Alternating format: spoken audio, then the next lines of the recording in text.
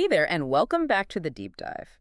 Have you ever felt that nagging sensation of being pulled in utterly different directions? Or, that certain parts of yourself just don't quite fit together no matter how hard you try? Oh, definitely. We all strive for that sense of coherence, don't we? We do. But what if those very contradictions, those things we see as flaws, those internal battles, what if they're actually the key? The key to what, though? The key to a profound sense of wholeness, and maybe even a deeper, more enduring wisdom. That sounds counterintuitive. Yeah. Almost heretical, like you said. I know. But maybe we need to rearrange our thinking a bit.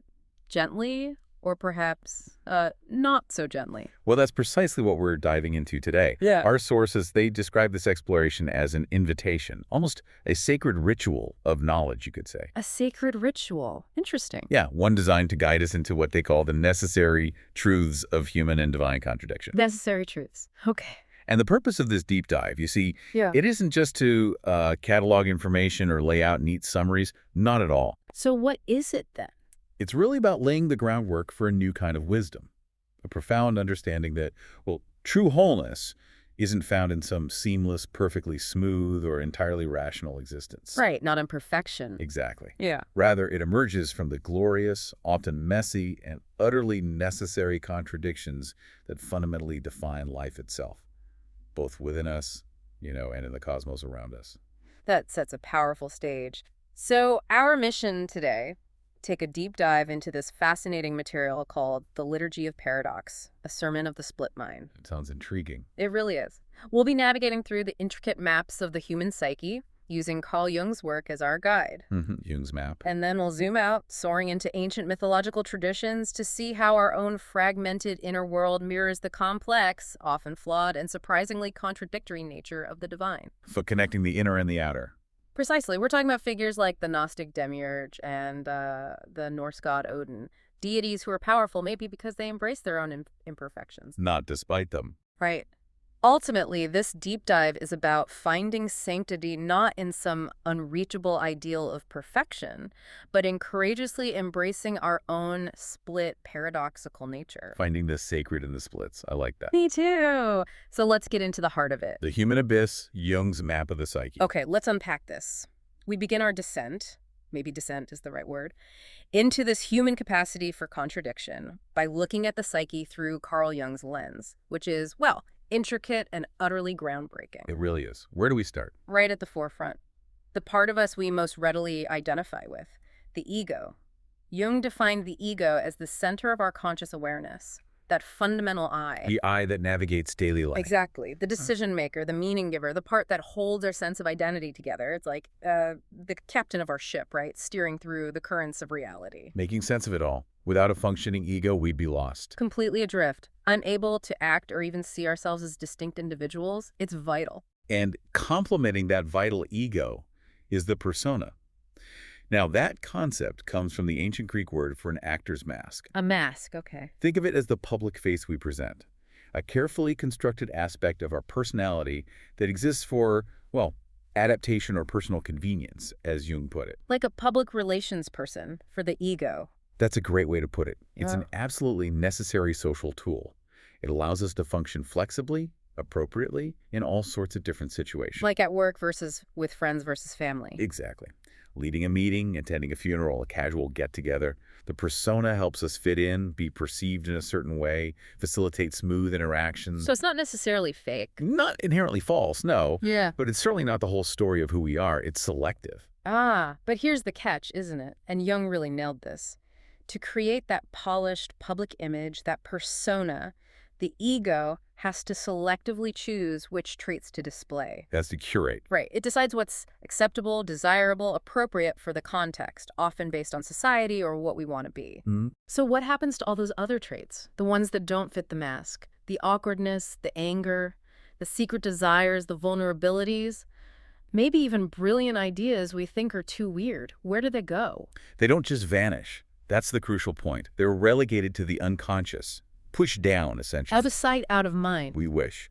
A life lived solely through that narrow lens of the ego and its persona, it inevitably becomes rigid, inflated, maybe, and deeply disconnected from a more authentic self. Right, you lose touch. And this one-sided conscious focus creates an increasing psychological tension, a profound imbalance that just demands a counterweight from deeper down. So repression builds pressure. Exactly. The repression of these qualities, and this is key, it can be undesirable traits and really valuable positive ones we've disowned, causes them to sink down and coalesce into what Jung called the shadow. The shadow, okay. And these repressed elements, they're just sitting there, poised to eventually break through, maybe in dreams, irrational outbursts, weird behaviors, demanding integration. So they don't stay buried forever. No way. And this introduces the first critical contradiction we're exploring.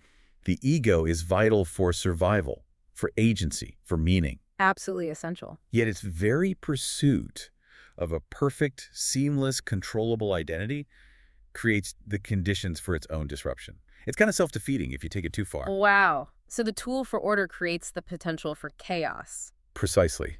A necessary part of our mental architecture that, left unchecked, sows the seeds of its own discomfort. That's a lot to think about. You know, listener, think about the different roles you play every day. What parts of yourself do you consciously put forward? The calm professional, the cheerful friend, Yeah. the perfect parent. Yeah. And then conversely, what might you be pushing aside?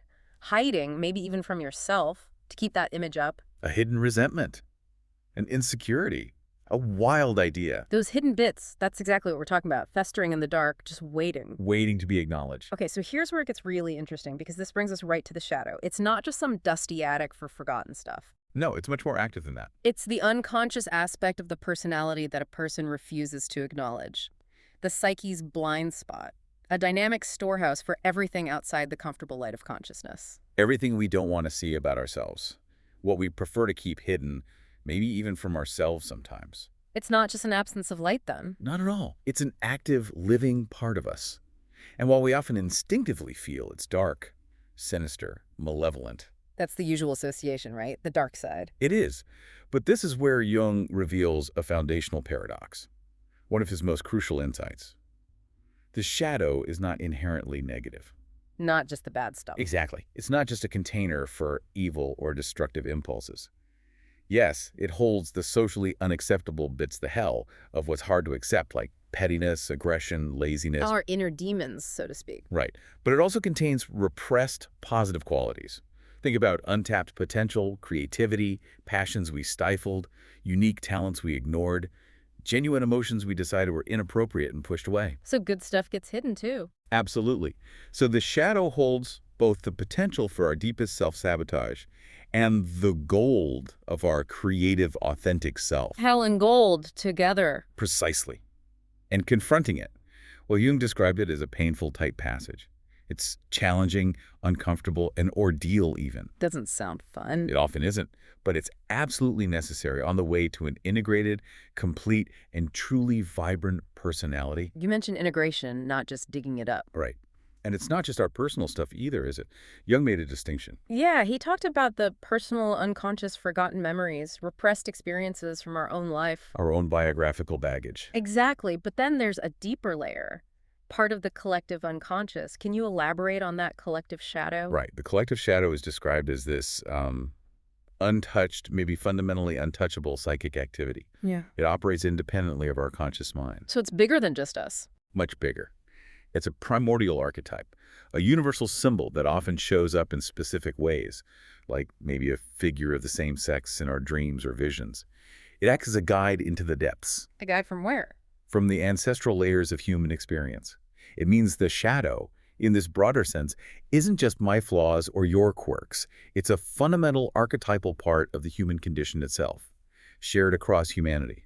Wow. Like a deep well of darkness and potential we all tap into. Exactly. Predating our individual lives, carrying the forgotten wisdom, and maybe the potential dangers of all humankind. It reminds us our personal struggles often echo a much larger collective human drama. That's humbling. So, okay, if we ignore this shadow, if we keep pushing those unwanted parts deeper down, what happens? What's the consequence? Well, the sources say its contents build up an increasing tension, like a pressure cooker, just building and building, until it inevitably breaks through into consciousness. It erupts, and this can overwhelm our actions, leave us feeling shocked, confused, even paralyzed when the ego's usual control falters. Like a dam breaking, everything suppressed comes flooding out. Precisely. And this internal conflict rarely stays purely internal. It spills out. It manifests externally through projection. Projection. Seeing our stuff in other people. Exactly. The world becomes a mirror reflecting our own unacknowledged self. These shadow projections appear as a barrage of judgments, prejudices, irrational reactions, all directed towards others. It's easier to see it out there. Much easier. It's an almost involuntary defense mechanism. We see in others the very qualities we deny in ourselves, maybe their laziness, their arrogance, their cowardice, whatever it is. Things we can't face in ourselves. Right. We become blind to our own reflection, condemning it in others instead. So the ego's resistance literally turns our own shadow into an external enemy, creating conflict, fueling prejudice, undermining our stability. Yeah. Someone possessed by their shadow.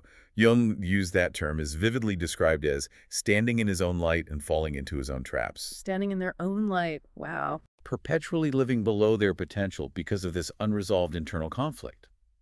It's a profound form of self-sabotage, driven by denial. We endlessly trip over the very parts of ourselves we refuse to look at. But the pain of that, it must mean something. It absolutely does.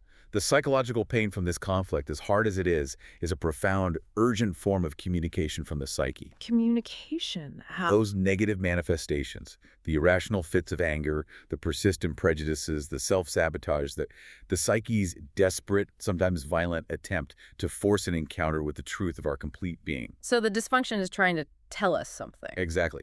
Paradoxically, its very dysfunction is the catalyst for healing and growth. Yeah. It has to wound the ego's inflated sense of control, its illusion of perfection, to open the path to true wholeness. That's fascinating. The problem contains the solution. Precisely. The shadow, in this sense, is a wounded healer. The source of our deepest problems is also, crucially, the key to their most authentic solution. Our greatest discomfort points to our greatest opportunity. It makes you think. Have you ever found yourself strongly disliking a trait in someone else?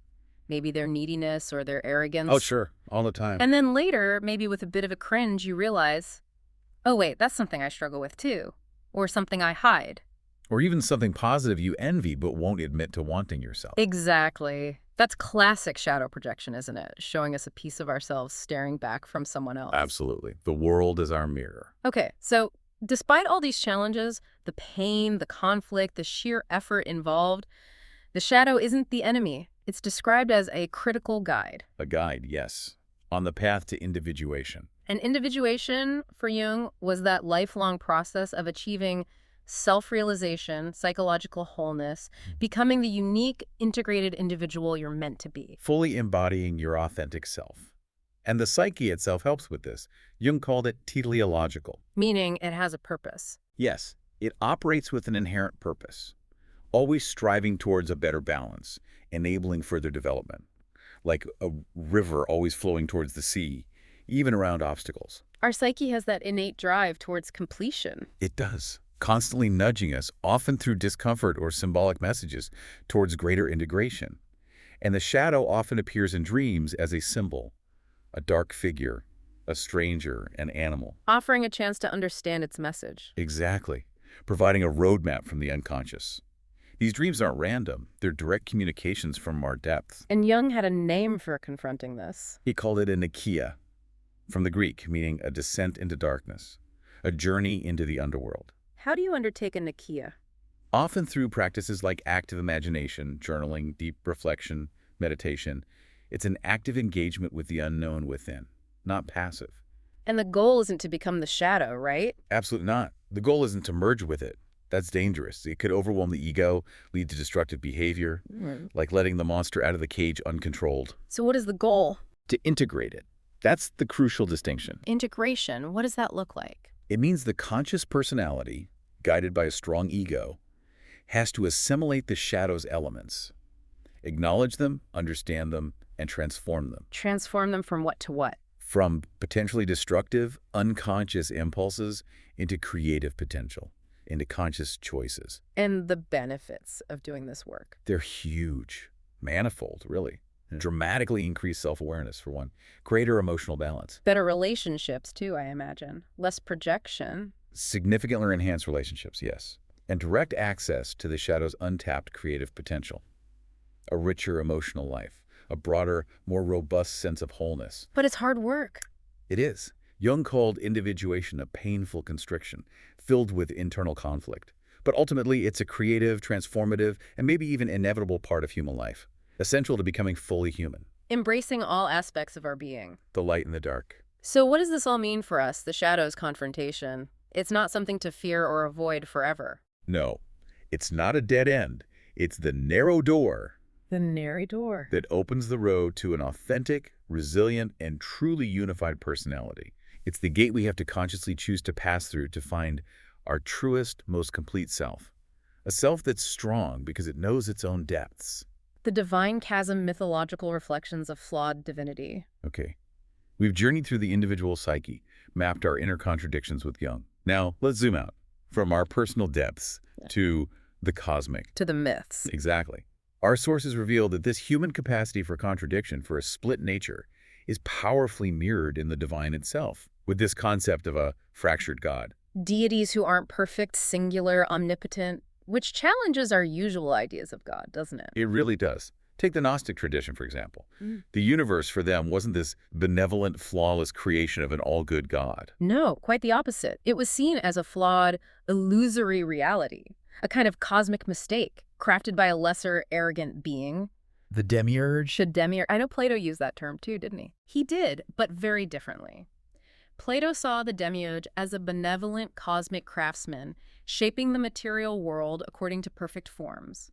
A divine artisan. But the Gnostics flipped that. Radically reinterpreted it. For them, the Demiurge was blind, ignorant, maybe even malevolent, a being totally unaware of the true, transcendent, divine source above him. So creation wasn't perfect love, but cosmic error. That was their view.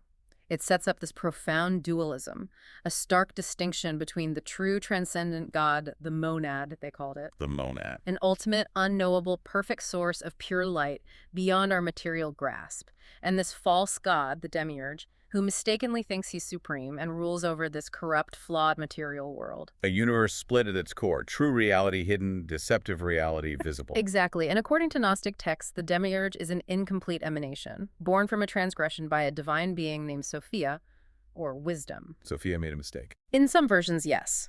She desired to understand the ultimate divine without the proper process, emanated imperfectly, and bam, the Demiurge comes into being from her error or passion.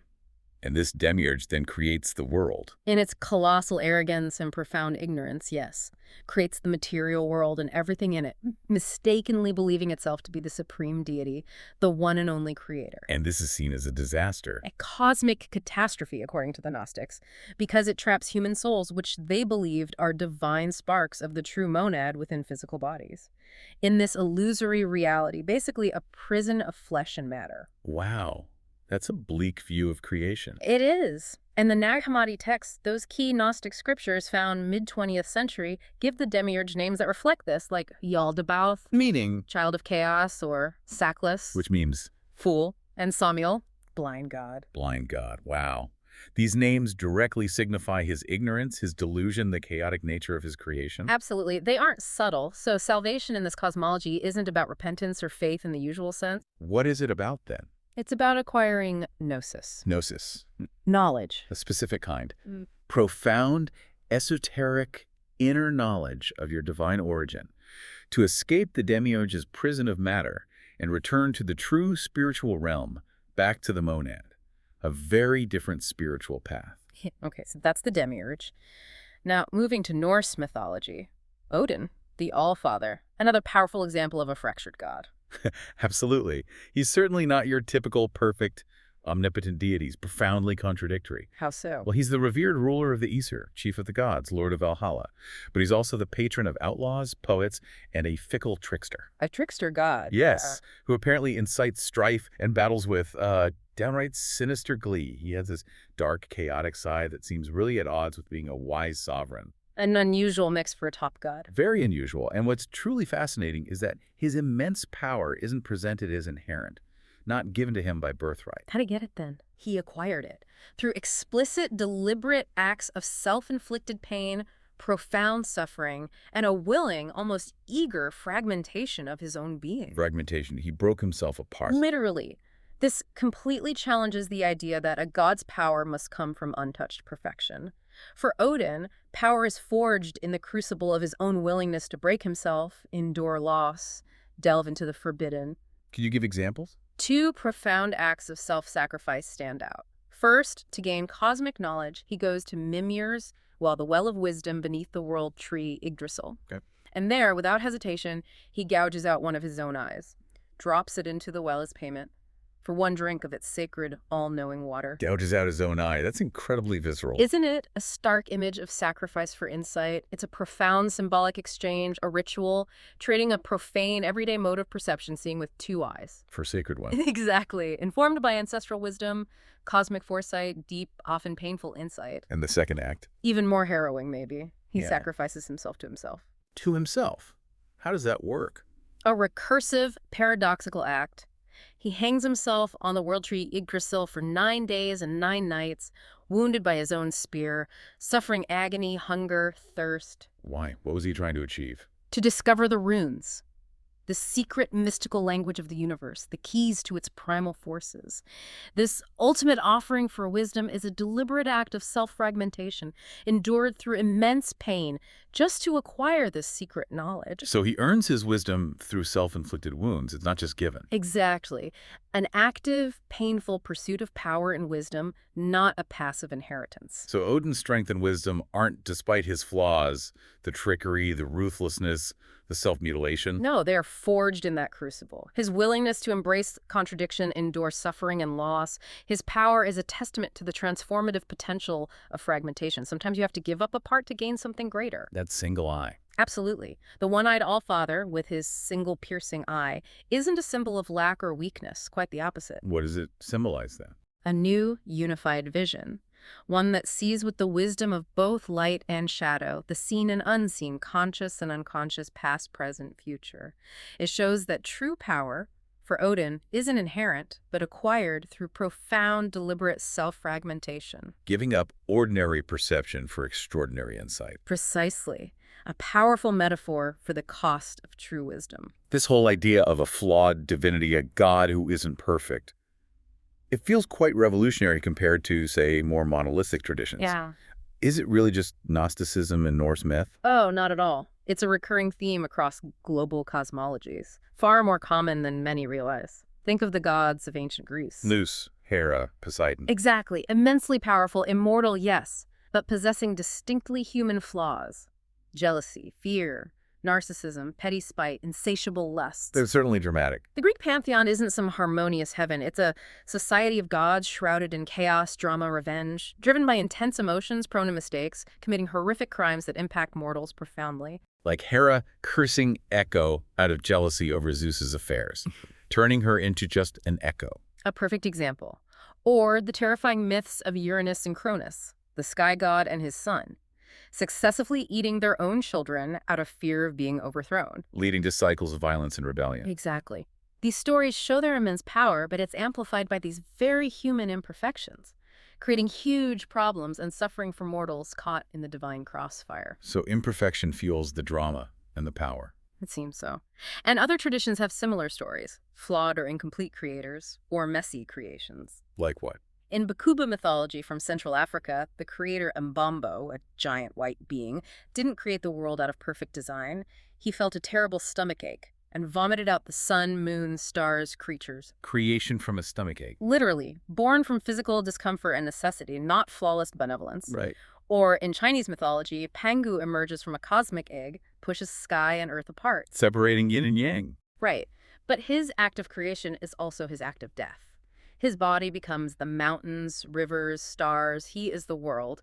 But creation required his own complete fragmentation, his sacrifice. These examples really highlight a universal theme, don't they? Creation isn't always from perfect goodness. Often it's born from chaos, suffering, lack of perfection, or even the creator's own fragmentation and sacrifice.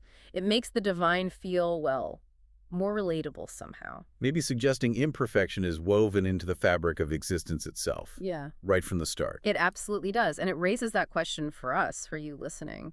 Consider how these ancient stories, with their imperfect, struggling, very human-like gods, how they might offer a more relatable, maybe even comforting view of the divine than absolute perfection. If even the gods are flawed, contradictory, gain power through suffering.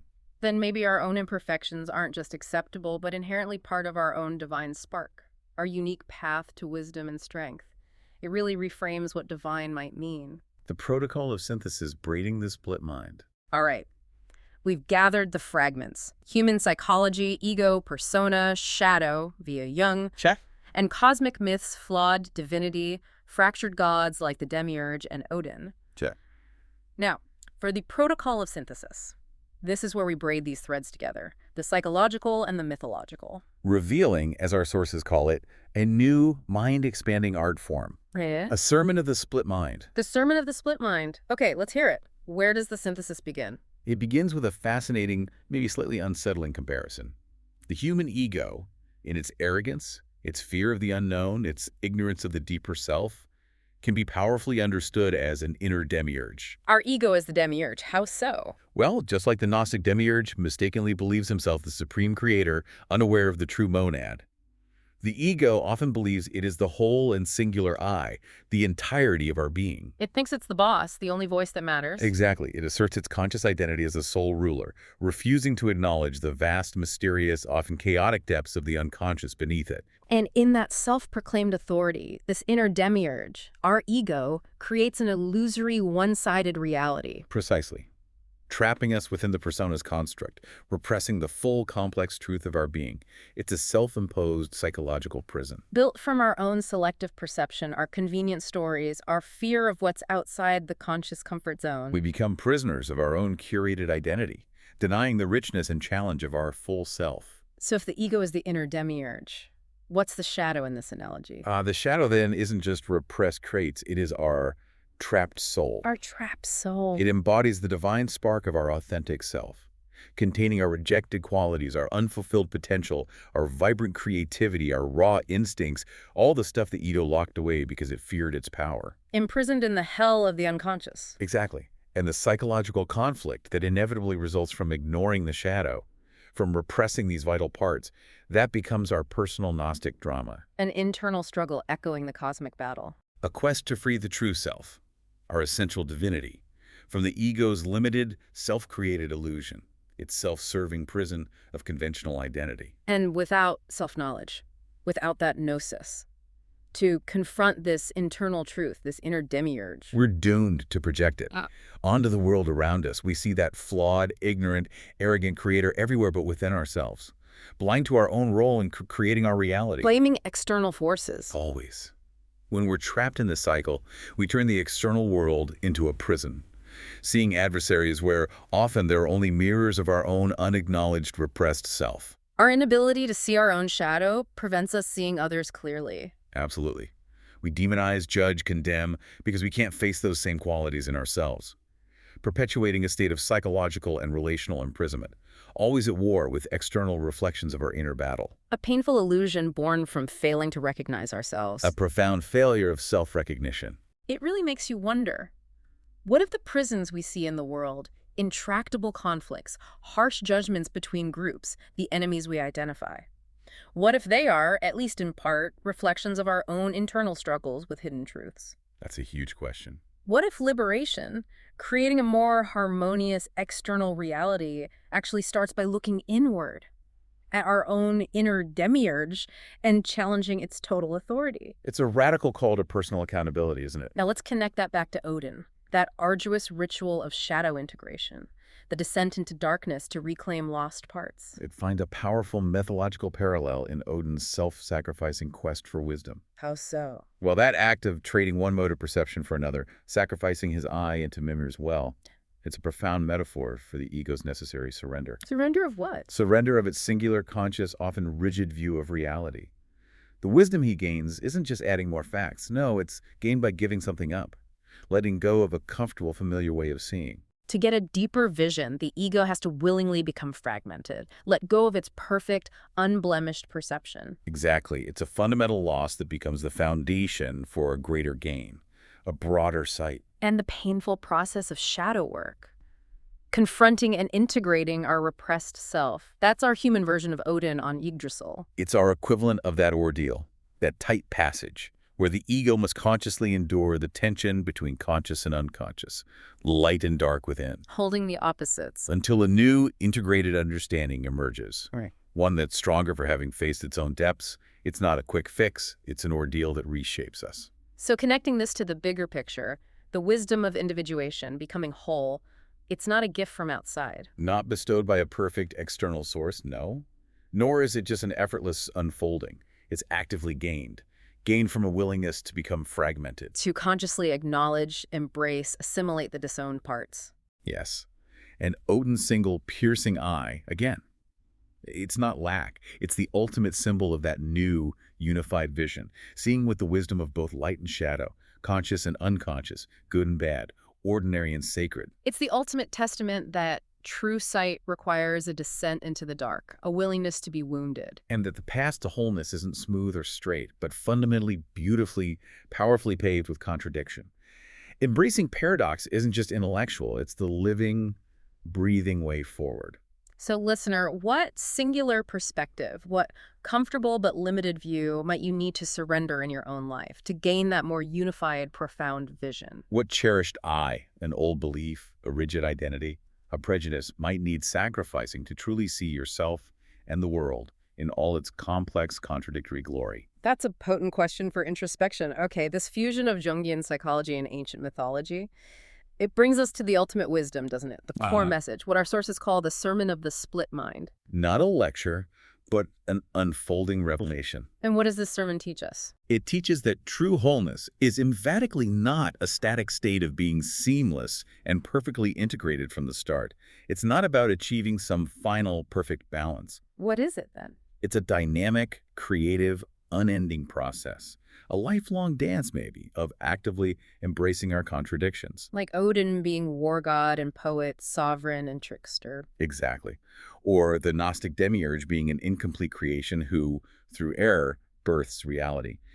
We, too, must find our strength not in perceived perfection, but in our inherently fractured, multifaceted nature. Our wholeness emerges from the interplay of opposites within us, not despite them. Precisely from that dynamic tension. That's where life truly flourishes. So the Sermon of the Split Mind teaches that the deepest truth holds opposing truths simultaneously, without diminishing either one. Yes. Not choosing one or the other, but accepting and integrating both. The shadow, as we explored, is both psychological hell, shame, fear, anger. And the key to unlocking our greatest heaven potential, authenticity. Exactly. And the fragmented God's loss, his suffering, his self-mutilation. It's not weakness, but the very source of his profound power and wisdom. The paradox is the point. The paradox is the point. Which leads to the important question. What if the paradox itself isn't a problem to be solved? Or a flaw to be eradicated? What if it's the path itself? What if it's the very path to be walked? The essential journey of discovery, the art form that emerges from this deep dive, this fusion. It's ultimately the art of living itself. The art of living. A life that finds sanctity not in striving for an unattainable, flawless facade, but in the glorious, necessary, and ultimately liberating contradictions that make us authentically whole. Being fully, messily, beautifully, courageously human. Embracing the light and the shadow. And realizing both are essential to the masterpiece of ourselves. Wow. What an incredible deep dive that was. We've journeyed through Jung's intricate landscapes, illuminated his insights. Ego, persona, shadow. And then through ancient cosmic myths, the Demiurge, Odin. Contradictory gods. And what we found seems to point to the same profound insight. Wholeness isn't about erasing our imperfections, not about smoothing out all the wrinkles and rough edges. No, quite the opposite. It's about courageously engaging with them. The journey of integrating our shadow, like Odin's deliberate sacrifice for wisdom, it allows us to see with a unified vision. Finding strength and meaning, not in avoiding our necessary contradictions, but in embracing them. It's a powerful testament to the transformative power of acceptance. Acceptance of not just what we like about ourselves, but of all of ourselves, the hidden, the messy, the contradictory, everything. So, for you, our listener, here's a final provocative thought to carry with you as we wrap up. Mull this one over. Consider what hidden gold might be waiting for you in the hell of your own unacknowledged truths. In those parts of yourself you've pushed aside or denied. What kind of power might you gain? What deeper wisdom might you unlock? By simply allowing yourself to be wonderfully, gloriously, and authentically contradictory. This understanding truly changes how we see ourselves in the world, doesn't it? Transforming perceived flaws into unique strengths, unexpected sources of profound insight. The sacred ritual of knowledge. It truly does continue. We invite you to keep exploring your own paradoxes, because as we've seen, that's where true wisdom resides.